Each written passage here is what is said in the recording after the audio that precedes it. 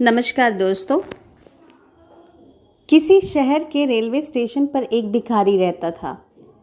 वह वहां आने जाने वाली रेलगाड़ियों में बैठे यात्रियों से भीख मांगकर अपना पेट भरता था। एक दिन जब भीख मांग रहा था तो सूट बूट पहने एक लंबा सा व्यक्ति उसे दिखा। उसने सोचा कि यह व्यक्ति बहुत अमीर लगता है, इससे भीख मांगने पर यह मुझे ज़रूर कुछ पैसे देगा। वह उस लंबे व्यक्ति से भीख मांगने लगा। भिखारी को देखकर उस लंबे व्यक्ति ने कहा, तुम हमेशा मांगते ही हो, क्या कभी किसी को कुछ देते भी हो? भिखारी बोला, साहब मैं तो भिखारी हूँ, हमेशा लोगों से मांगता ही रहता हूँ। मेरी इतनी औकात कहाँ कि किसी को कुछ दे सकूँ।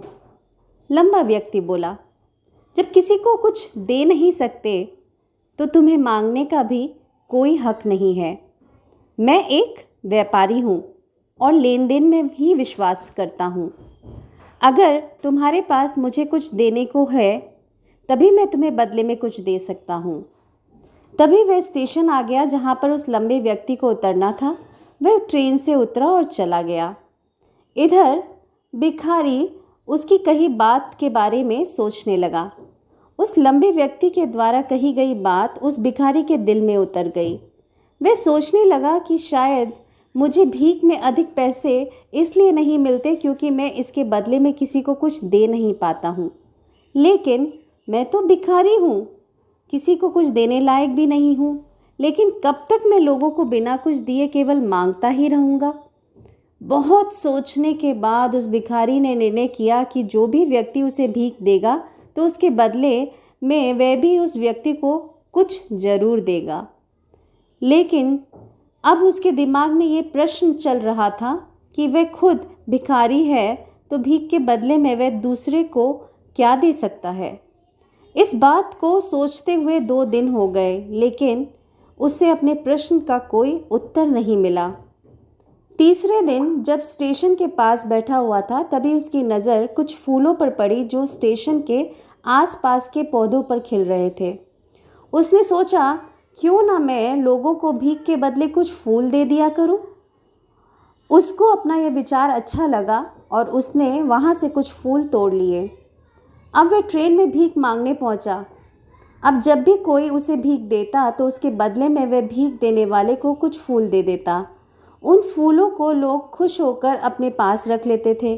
अब भिखारी रोज़ फूल तोड़ता और भीख के बदले में उन फूलों को लोगों में बांट देता था। कुछ ही दिनों में उसने महसूस किया कि अब उसे बहुत अधिक भीख मिलने लगी है। वह स्टेशन के पास के सभी फूलों को तोड़ लाता था।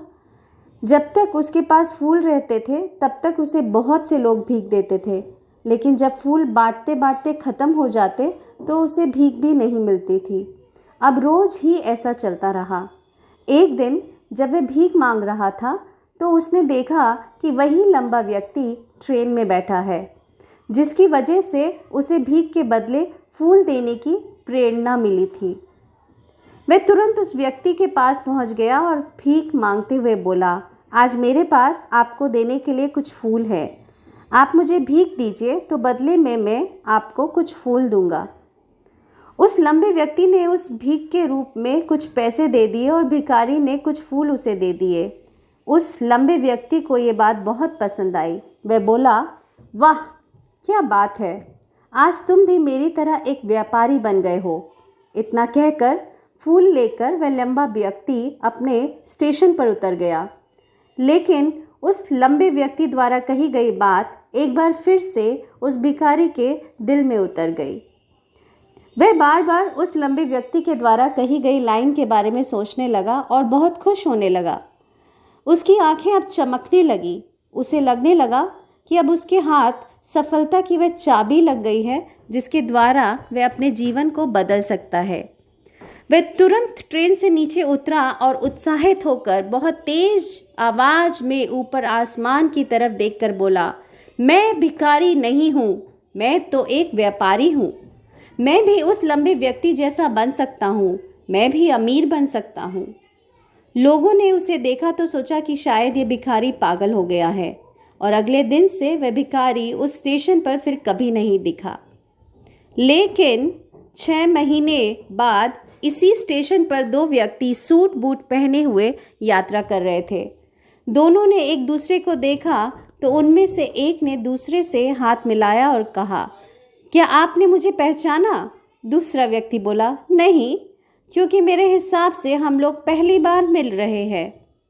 पहला व्यक्ति बोला, नहीं, आप याद कीजिए, हम पहली बार नहीं बल्कि तीसरी बार मिल रहे हैं। दूसरा व्यक्ति बोला, मुझे याद नहीं, वैसे हम पहले 2 बार कब मिले थे?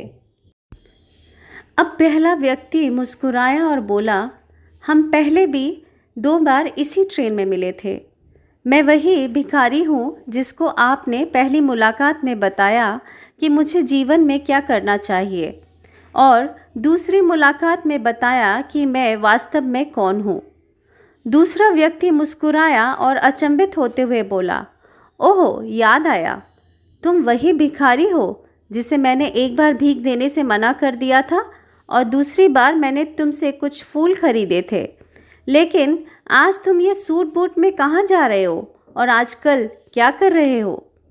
तब पहला व्यक्ति बोला, हाँ, मैं वही भिखारी हूँ, लेकिन आज मैं फूलों का एक बहुत बड़ा व्यापारी हूँ और इसी व्यापार के काम से ही दूसरे शहर जा रहा हूँ।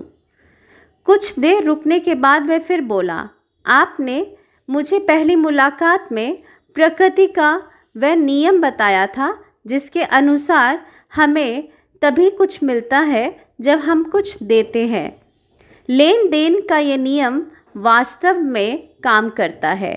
मैंने ये बहुत अच्छी तरह महसूस किया है, लेकिन मैं खुद को हमेशा भिखारी ही समझता रहा। इससे ऊपर उठकर मैंने कभी सोचा ही नहीं, और जब आपसे मेरी दूसरी मुलाकात हुई तब आपने मुझे बताया कि मैं एक व्यापारी बन चुका हूँ। अब मैं समझ चुका था कि मैं वास्तव में एक भिखारी नहीं बल्कि व्यापारी बन चुका हूँ। मैंने समझ लिया था कि लोग मुझे इतनी भीख क्यों दे रहे हैं, क्योंकि वे मुझे भीख नहीं दे रहे थे बल्कि उन फूलों का मूल्य चुका रहे थे। सभी लोग मेरे फूल खरीद रहे थे क्योंकि इससे सस्ते फूल उन्हें कहाँ मिलते। मैं लोगों की नज़रों में एक छोटा व्यापारी था, लेकिन मैं अपनी नज़रों में एक भिखारी ही था। आपके बताने पर मुझे समझ आ गया कि मैं एक छोटा व्यापारी हूँ। मैंने ट्रेन में फूल बांटने से जो पैसे इकट्ठे किए थे उनसे बहुत से फूल खरीदे और फूलों का व्यापारी बन गया। यहाँ के लोगों को फूल बहुत पसंद हैं और उनकी इसी पसंद ने मुझे आज फूलों का एक बहुत बड़ा व्यापारी बना दिया। दोनों व्यापारी अब खुश थे और स्टेशन आने पर साथ उतरे और अपने अपने व्यापार की बात करते हुए आगे बढ़ गए।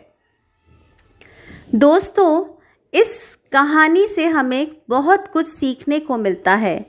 कहानी में लंबा व्यापारी गिव एंड टेक के रूल को बहुत अच्छी तरह जानता था। दुनिया में सभी व्यापारी इसी लाइफ रूल का यूज़ करके बड़े व्यापारी बन पाए हैं। इस फॉर्मूले को उसने भिखारी को भी बताया। भिखारी ने इस नेचुरल रूल को अपना लिया और इसका असर उसके जीवन में साफ दिखाई भी देने लगा। वह जान चुका था कि उसे क्या करना चाहिए, लेकिन अपनी छोटी सोच के कारण वह खुद को भिखारी मानता रहा। वह स्वयं को ही नहीं पहचान पाया। वह अपने आत्मसम्मान को नहीं जगा पाया, जिसकी वजह से वह अपनी थिंकिंग भी नहीं बदल पाया। ये कहानी हमें बताती है कि हम यदि अपनी सोच बदल लें तो उससे कुछ भी हासिल किया जा सकता है। यदि हम खुद को छोटा समझते रहेंगे तो हम हमेशा छोटे ही बने रहेंगे। बड़ा बनने के लिए हमें अपने विचारों को बदलना होगा। हमें खुद के बारे में बड़ा सोचना होगा, तभी हम बड़े बन पाएंगे। इस कहानी में भी भिखारी खुद को भिखारी ही समझता रहा और भिखारी ही बना रहा, लेकिन जब उसे पता चला कि वह तो एक व्यापारी है तो उसने अपना विचार बदला। अपने बारे में विचार बदलने से उसका जीवन भी बदल गया। उस लंबे व्यक्ति ने तो केवल उसका आत्मसम्मान जगा दिया था और वह इसी कारण आज भिखारी से एक बहुत बड़ा व्यापारी बन पाया था। उस लंबे व्यक्ति की बातों से उस भिखारी के जीवन में बहुत बड़ा बदलाव आया। वास्तव में उस भिखारी का सेल्फ रिस्पेक्ट जाग गया था, और सेल्फ रिस्पेक्ट और कुछ नहीं बल्कि हमारी खुद के बारे में सोच होती है। आप भी प्रकृति के इस नियम को सीखिए, अपना आत्मसम्मान को जागृत कीजिए, अपनी सोच को बदलिए और उसे बहुत बड़ा बनाइए। ऐसा करके तो देखिए, आप पाएंगे कि आपके जीवन बदल चुका है तथा आप एक पहाड़ पर सबसे ऊपर खड़े हैं और पहाड़ का नाम है सफलता। धन्यवाद दोस्तों।